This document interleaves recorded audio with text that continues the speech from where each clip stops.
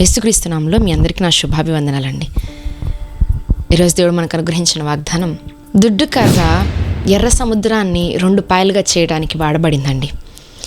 మిద్యానీయులను ఓడించడానికి కుండలు వాడబడ్డాయండి. మరి గొల్యాతును చంపడానికి రాళ్ళు వాడబడ్డాయి. 1000 మంది ఆకలి తీర్చడానికి 5 రొట్టెలు 2 చేపలు వాడబడ్డాయి. దేవుని చేతికి ఏదొచ్చినా అది రావాలే కానీ దేవుడు వాటిని ఎంతో అద్భుతంగా అసాధారణమైన కార్యాలు వాటి ద్వారా జరిగించాడండి. మరి జీవం లేని వాటినే దేవుడు అంత చక్కగా వాడుకున్నాడు. మరి జీవం కలిగిన మనుషుడు లేదా తన పోలికలో తన చిత్తము ప్రకారం దేవుడు నిర్మించుకున్న మనిషి ఆయనకి లోబడకపోవడం ఎంత అవమానం అండి. ఆనాడు జీవము లేని మట్టి ఆ రొట్టెలు దేవుని చేతికి దొరికాయి అవి, కాబట్టి అంత ఆశీర్వదించబడ్డాయి. మరి ఈనాడు జీవము కలిగిన మనిషిగా నీవు దేవుని చేతికి ఈరోజు నువ్వు దొరకగలిగినట్లయితే నువ్వు ఇంకెంత అద్భుతంగా దేవుని చేత వాడబడతావు. ఐమీన్ ఎంత ఆశీర్వదించబడతావు. ఐమీన్ ఎంత అద్భుతంగా అందరి ముందు నువ్వు జీవించగలుగుతావు. అవన్నీ వాటికంటూ ఎటువంటి సూపర్ న్యాచురల్ పవర్స్ లేవు. ఏంటండి, దుడ్డు కర్రకున్నదా? లేదు అని అంటే ఆ రాళ్ళకున్నదా? గొల్యాతును చంపే రాళ్ళకున్నదా పవర్? లేదు కదా. 5 రొట్టెలకి 2 చేపలకి పవర్ ఉన్నదా? లేదు.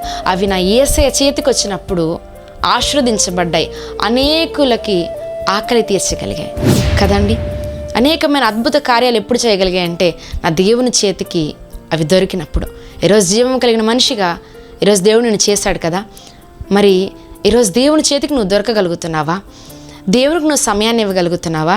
దేవుని కొరకు నీ సమయాన్ని కేటాయించగలుగుతున్నావా?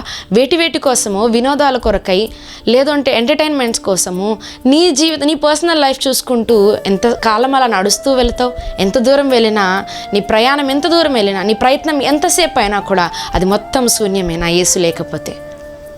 ఆయన లేకపోతే నువ్వెంత ప్రయాసపడినా అది వ్యర్థమే.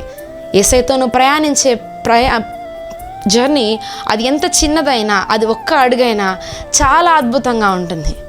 ఈరోజు దేవునితో కలిసి అడుగులువి, దేవునితో కలిసి జీవించడానికి ఈరోజు నువ్వు సిద్ధపడు. దేవుని చేతిలో పడిన ప్రతి ఒక్కటి వాడబడిందండి. దేవుని చేతిలో పడిన ప్రతి ఒక్కరు కూడా బహుబలముగా ఆశ్రదించబడతారు, వాడబడతారు. ఆమేన్. ఈరోజు నువ్వు దేవునికి కావాలి. ఆయన చేతికి నీ జీవితాన్ని అప్పగించుకో. ఇప్పుడు వరకు నువ్వు బ్రతికిన జీవితం చాలు. ఇప్పుడు వరకు నువ్వు బ్రతికిన ఉద్దేశాలు చాలు. ఇప్పుడు వరకు నువ్వు వేసుకున్న ప్లాన్స్ చాలు. ఇప్పుడు వరకు నువ్వు వేసుకున్న డెస్టినేషన్స్, గోల్స్ ఇవన్నీ చాలు. ఈరోజు దేవుని చేతికి నీ జీవితాన్ని అప్పగించుకో. ఇప్పుడు వరకు ఆలోచించిన వ్యర్థమైన ఆలోచనలకి గడిచిన కాలమే చాలును, గతించిన కాలమే చాలును. కాబట్టి ఈరోజు దేవుని చెంతకు నువ్వు రా. ఆయనను అసాధారణముగా ఏ విధంగా అయితే జీవము లేని వాటిల్ని అసాధారణమైన పనులు చేయడానికి ఉపయోగించగలిగాడో, ఈరోజు జీవం కలిగి నిన్ను అంతకంటే అద్భుత కార్యాలు చేయగలిగిన వ్యక్తిగా నిన్ను ఆయన ఉపయోగించుకోవడానికి సిద్ధంగా